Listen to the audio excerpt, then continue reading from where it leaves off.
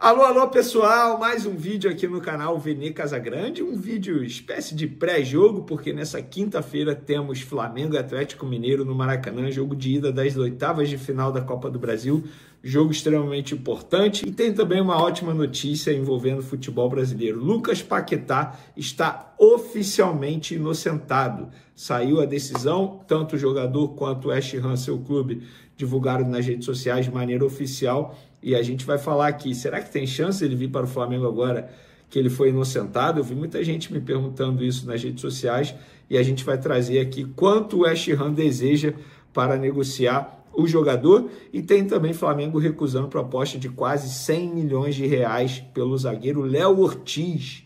Pois é, a gente vai revelar aqui de que time foi a proposta, se o Flamengo chegou a negociar, enfim, a gente vai trazer todos os detalhes envolvendo essa informação. Isso tudo e muito mais no vídeo de agora, mas antes gostaria de pedir para você hypar o vídeo, dar o like no vídeo, ativar a notificação e também compartilhar esse vídeo com geral, porque assim todo mundo vai ficar sabendo de tudo que acontece lá no Flamengo.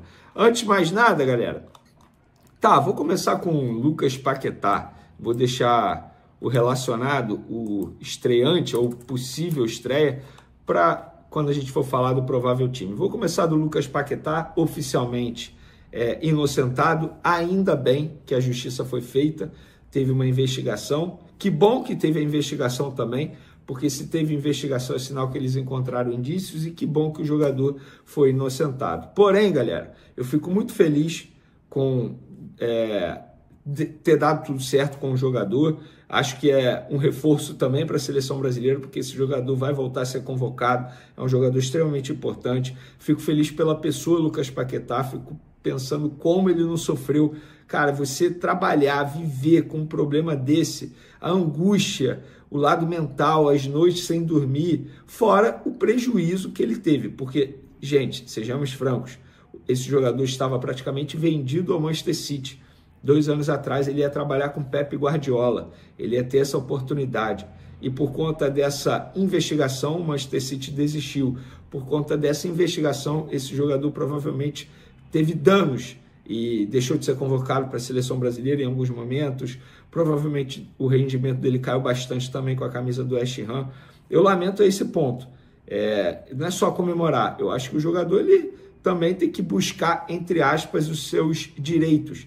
E aí não sei como é que a justiça do atleta, os advogados do atleta vão pensar em relação a isso. Mas ainda bem que ele se libertou desse problema, porque, repito, você conviver com um problema desse é algo absurdo. Imagina, cara, quantas noites sem dormir que esse cara não teve. Deve ter sido terrível você conviver com esse problema durante 2 anos. Mas vamos falar agora daqui para frente. Muito torcedor do Flamengo está sonhando com o retorno de Lucas Paquetá por conta disso. Eu vou falar o que eu falei antes mesmo dessa inocência ter sido oficial. Não faz o menor sentido, com a inocência do Lucas Paquetá, o West Ham simplesmente liberar o jogador por 30, 35 milhões de euros. Pelo contrário, esse jogador é extremamente valorizado no mercado. Eu tenho certeza que vai ter clube querendo contratar o Lucas Paquetá pagando muito mais que esse valor. E, inclusive, isso é uma apuração, que na verdade foi publicado primeiro pela mídia inglesa e eu confirmei.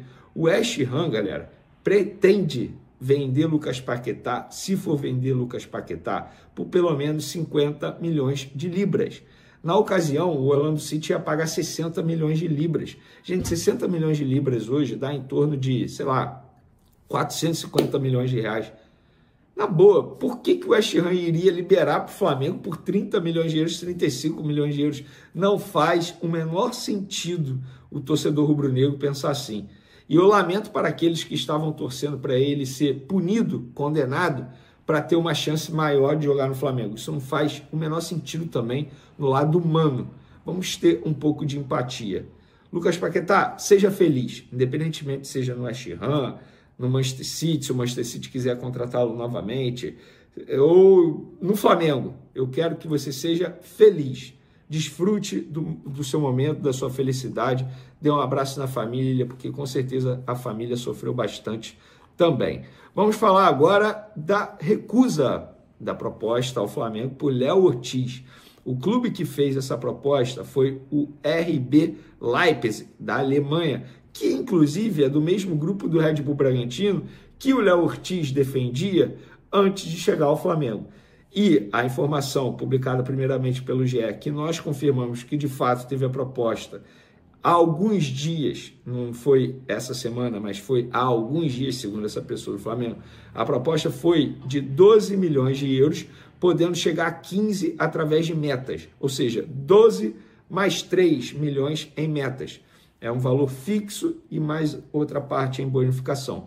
O Flamengo recusou logo no primeiro momento, nem abriu conversas, nem abriu negociação, porque entende que Léo Ortiz é um jogador primordial ao técnico Felipe Luiz, e de fato está certo, né? Não é nem por conta da qualidade do Léo Ortiz, mas também da quantidade de zagueiros que tem hoje no elenco. O Flamengo hoje tem no elenco, vamos lá, Léo Pereira, Léo Ortiz, Danilo, João Vitor e Cleiton. São 5 zagueiros. Cleiton vai sair no fim do ano. João Vitor é uma jovem promessa, tem uma qualidade absurda, inclusive eu acho que deveria ser titular nessa quinta-feira contra o Galo. É uma qualidade absurda, mas é muito cedo para você deixar esse jogador como titular absoluto ou um reserva imediato. Danilo, a gente sabe que vive tendo problemas físicos e não é culpa do Flamengo. É um jogador com idade avançada que está enfrentando um calendário que ele nunca enfrentou anteriormente. Nem nos tempos de futebol brasileiro com a camisa do Santos, o calendário exigia tanto dos atletas como exige atualmente. E aí tem Léo Ortiz e Léo Pereira, que hoje é a dupla titular, sem sombra de dúvida. Gosto muito do Danilo, mas Léo Ortiz e Léo Pereira não tem que deixar a zaga titular. Aí você vai vender o Léo Ortiz, sendo que o Flamengo tem necessidade zero de receita com venda de jogador. Não faz o menor sentido vender. Fez certo a diretoria em recusar, e está certo, independentemente do valor que chegue. E eu penso mesmo sobre o Léo Pereira, tá? Se chegar uma proposta para ele desse valor, eu acho que o Flamengo também tem que recusar, porque hoje é a dupla titular absoluta. Então, parabéns ao Flamengo pela decisão de recusar essa proposta. Inscrição urgente. Antes de qualquer coisa, se você é um torcedor de verdade do Flamengo, pare agora mesmo o que está fazendo. Se inscreva no nosso canal, ative as notificações e já deixe a sua opinião nos comentários, porque o que você vai ouvir agora simplesmente pode mudar tudo o que você pensa sobre o futuro do Flamengo. Algo muito estranho estava acontecendo dentro da Gávea. Uma movimentação silenciosa, discreta, que não chamava a atenção da mídia comum, mas que já vinha causando um certo desconforto entre alguns nomes importantes do clube. Por dias, pessoas próximas à diretoria evitaram comentar. O clima era de tensão, o ambiente de desconfiança. Até que ontem à noite, por volta das 23 horas e 47 minutos, uma mensagem enigmática disparada por um funcionário interno do Flamengo acendeu o alerta máximo. A novela acabou, mas o que vem agora pode virar guerra interna. Preparem-se. O que isso queria dizer? A resposta estava prestes a explodir como uma bomba nos bastidores do clube mais popular do Brasil. E o epicentro dessa explosão atende por um nome que está mexendo com a imaginação e a emoção da nação rubro-negra: Jorge Carrascal. Sim, ele, o Neymar colombiano. O homem que estava no meio de uma das negociações mais tumultuadas e arrastadas dos últimos anos, finalmente chegou ao Flamengo, mas o que quase ninguém está contando é que o preço dessa contratação pode ser muito maior do que os 77 milhões de reais pagos ao Dínamo Moscou. A novela durou meses. O acerto entre Flamengo e jogador aconteceu em junho, mas o Dínamo, sabendo do dinheiro que havia entrado nos cofres do clube brasileiro, especialmente com a venda de Gerson, decidiu jogar pesado. Pediram alto, recusaram ofertas, recuaram mesmo depois de dizerem sim, condicionaram a liberação do colombiano à chegada de Rubens, do Atlético Mineiro. A torcida rubro-negra, ansiosa, via os dias passarem como se cada minuto fosse um teste de paciência. Mas nos bastidores a coisa era ainda mais intensa. Carrascal, do outro lado do oceano, vivia um verdadeiro turbilhão emocional. Precisou se apoiar na família, nas palavras de sua avó, no suporte dos pais. Era como se estivesse à beira de um colapso emocional.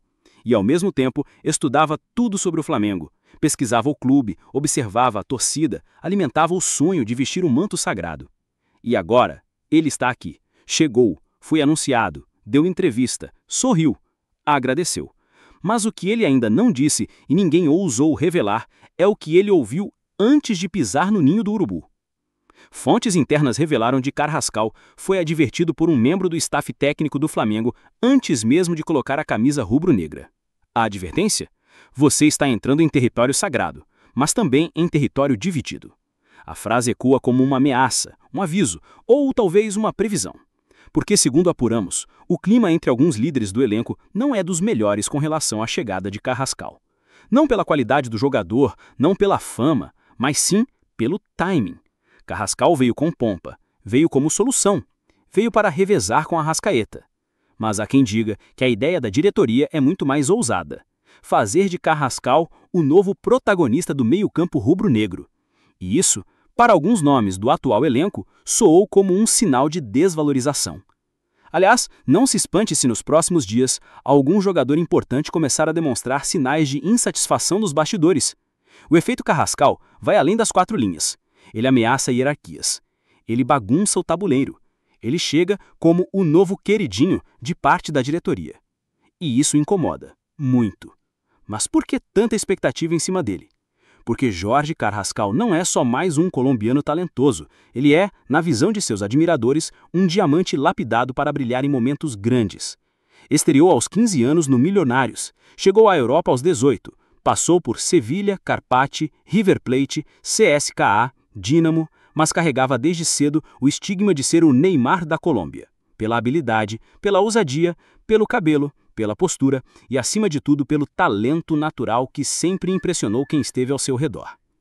Na Colômbia, seu pai é uma figura lendária no bairro onde moram. Fã declarado do futebol brasileiro, batizou o irmão mais novo de Carrascal com um nome que causa arrepios em qualquer rubro-negro: Romário. Sim, o mesmo. O tetracampeão de 94. O mesmo que brilhou pelo Flamengo. E não para por aí. Carrascal já enfrentou o Brasil pela seleção colombiana e venceu. Em 2023, em Barranquilha, ele foi titular na vitória por 2-1 sobre a seleção brasileira nas eliminatórias. Jogou 74 minutos, desconcertou a marcação. Foi ovacionado pela torcida local e ali cravou seu nome como uma promessa continental. Agora essa promessa está nas mãos do Flamengo. Ou melhor, está nos pés de Felipe Luiz, o homem que vai decidir como, quando e com quem Carrascal joga. E é aqui que mora a verdadeira reviravolta dessa história. Fontes muito próximas a um membro do departamento de futebol garantem que o projeto do Flamengo com Carrascal é ainda mais ousado do que parece. Ele não veio apenas para revezar com o Arrascaeta. Ele veio para assumir a armação, para ser o maestro, para mudar o jeito de jogar do Flamengo. O plano, segundo essa fonte, é encaixá-lo em uma formação diferente, com mais liberdade criativa e talvez com menos espaço para quem até então era intocável. É por isso que o ambiente ficou tenso. É por isso que houve sorrisos forçados em algumas apresentações. E é por isso que internamente já se fala em uma possível mudança drástica no elenco para 2026, com Carrascal sendo o primeiro passo de uma revolução que a diretoria quer fazer, com ou sem o aval de alguns líderes do vestiário. Por enquanto, Carrascal prefere o silêncio. Disse motivado, quer conquistar a torcida, quer ajudar. Mas ele sabe, ele sente. O clima não é exatamente o que foi vendido. O paraíso rubro-negro está em ebulição e ele vai precisar mais do que talento para sobreviver. Agora, torcedor, o que você faria no lugar da diretoria? Manter a velha guarda satisfeita ou seguir apostando em uma juventude ousada que promete incendiar o futebol do Flamengo? Carrascal já está entre nós. Mas a novela, ao contrário do que foi dito, está apenas começando. E, como sempre, você soube primeiro aqui, porque aqui é onde a verdade aparece nua, crua, direta e exclusiva. Se você chegou até aqui, é porque ama o Flamengo e não aceita ficar de fora dos bastidores. Então, se ainda não se inscreveu, faça isso agora. Ative as notificações e deixe o seu comentário. Carrascal é o nome da revolução ou o começo de uma guerra silenciosa?